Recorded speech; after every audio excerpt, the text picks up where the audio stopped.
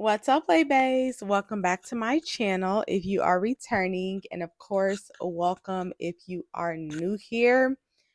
Y'all, spring is flying by. Can y'all believe that we are almost midway through the month of May?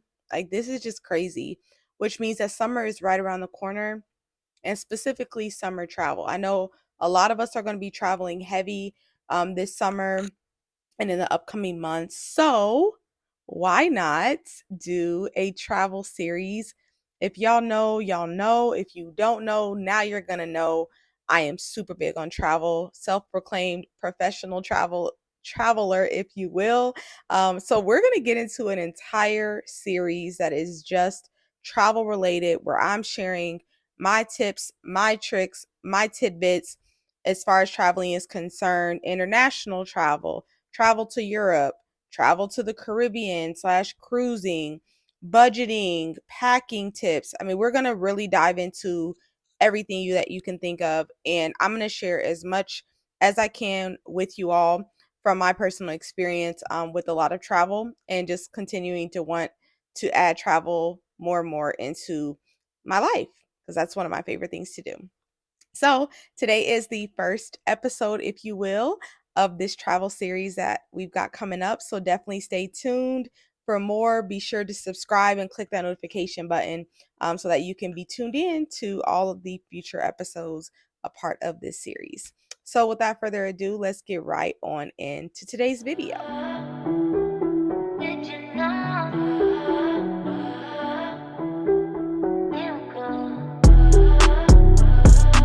So, we're going to be talking about budget travel, specifically when it comes to flying on a budget.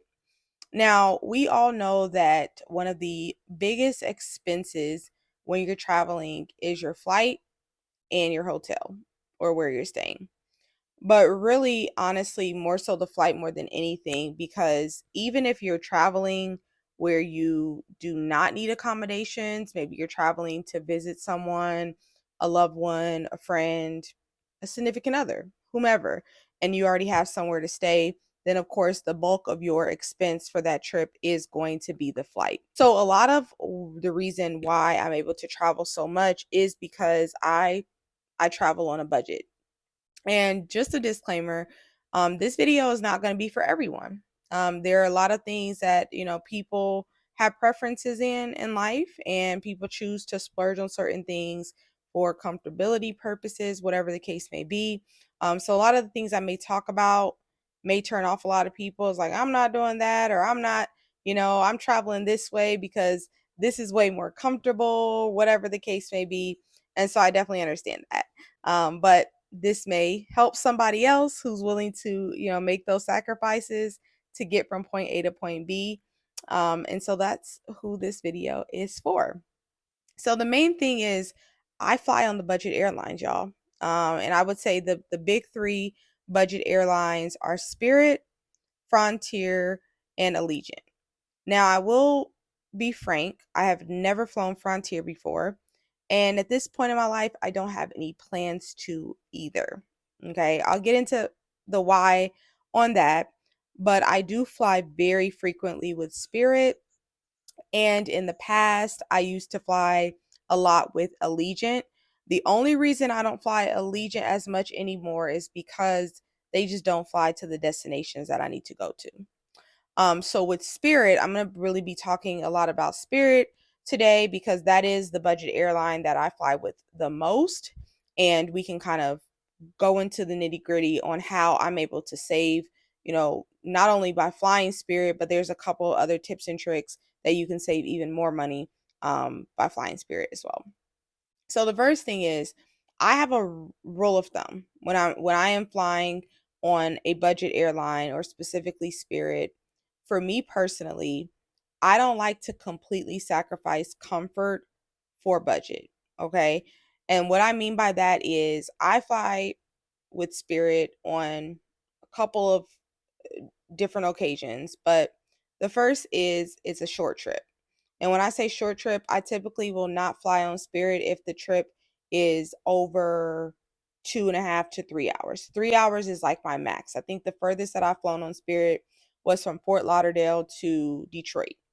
And I think that was like about 3 hours, like almost 3 hours flat. And the reality is the seats on Spirit, the leg room, it is just not comparable to those not non-budget airlines. So for me, for comfort purposes, I will go and splurge on a different airline if the trip is longer than, like I said, that max of 3 hours. The second caveat is if I am not on a very strict schedule. So what I mean by that is, God forbid, there is a cancellation. I know Spirit is known for not putting you into accommodations if they cancel your flight or something. So I fly Spirit when I'm flexible with my schedule. So I will typically fly with them if I'm going to visit my family or going somewhere where I know someone. So if worst case scenario, the flight does get canceled, I'm able to, just prolong my trip or whatever the case may be. The worst thing is maybe I have to take a day or two off of work. So I do recognize that those cases happen where they are, the flight cancellations and things like that. But we do have to remember that all airlines have flight cancellations. So it's not just the budget airlines. I know a lot of people pick on the budget airlines for the canceled flights, but it's more so because they don't really accommodate you with hotels. They really don't give you, a lot of anything if the flight is canceled or delayed. You're just kind of like, out of luck. They'll rebook you, but you're kind of out of luck otherwise. And sometimes they don't have flights for, another day or two. And I will be honest with you all, I save so much by flying that I don't mind taking those short trips. For me personally, I'm a traveler, not so much a vacationer. And there is a difference. Okay, there's definitely a distinct difference between people who travel and people who vacation. For me personally, what is most important to me is traveling. I want to see the world. I want to see the cities. I want to see the states. I want to see the US. I want to explore. That's the type of traveler I am. So I will literally fly somewhere for a short period of time and pack a whole bunch of things in my itinerary to be able to go and experience it versus not go at all because I don't have 2, 3, 4, 5 days to spend somewhere. So that is the type of traveler that I am, which is why I take advantage of budget traveling and going on airlines like Spirit.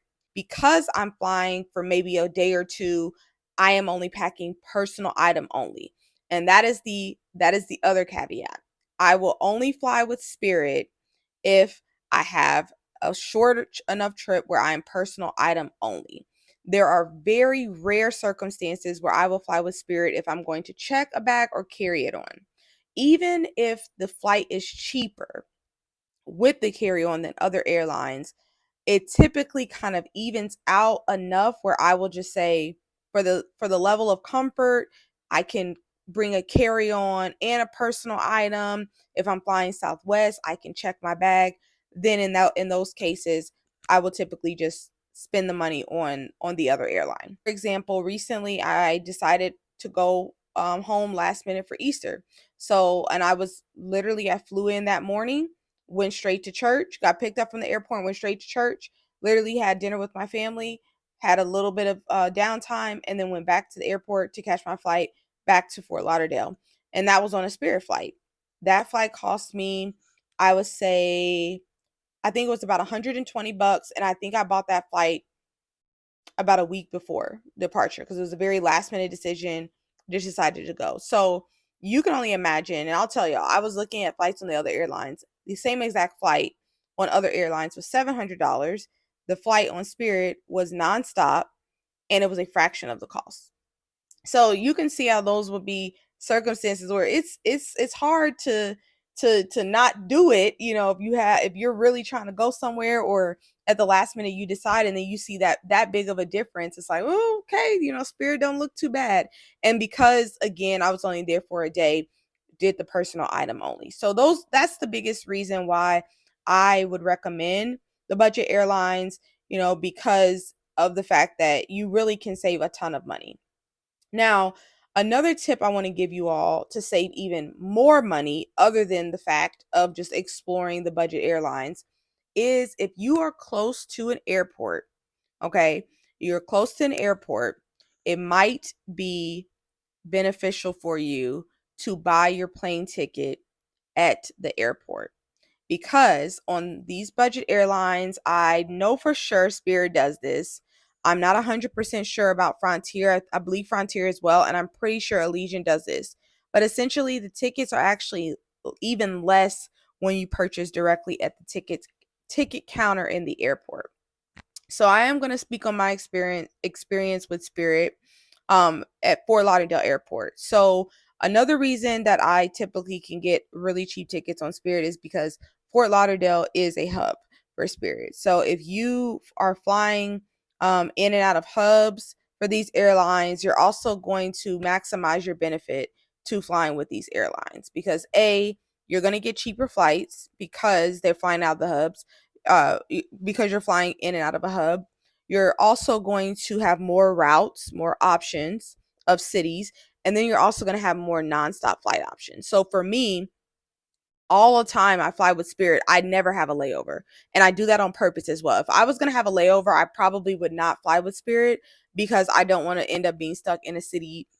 And I know it can happen on other airlines as well, but again, they're notorious for not providing meals, not providing hotels. You're pretty much just out of luck. So if I'm going to be stuck somewhere, I really want to be stuck with an airline that is going to be at least reliable enough to put me in a hotel. So that's just me. So I do have a lot of options for nonstop flight options flying in and out of Fort Lauderdale, which is a hub of Spirit Airlines. For Fort Lauderdale, go to the ticket counter and you can save honestly anywhere between like 8 to like, I think the most that I've saved is like $35, $35 to $38 on a flight, round trip, just by purchasing it at the airport.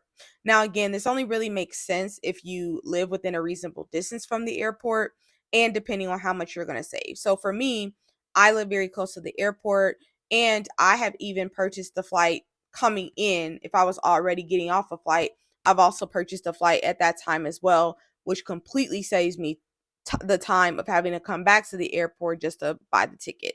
So it's a very easy process at the particular airport that I fly out of. There is a separate counter for ticket sales. So you just go downstairs. It's by baggage claim. They have two separate lines, one for rebookings and then one for people that are strictly buying tickets. So that's how common it is. I don't know if you all have ever heard of this before, but it is very common for people to purchase their tickets at the airport because it is cheaper. And you can tell by the fact that they have a whole separate counter that this is a common practice. And every time I go, there's always somebody else in line. So people definitely know about this. But if you didn't know already, then yes, you can actually save more money by purchasing your flight at the airport.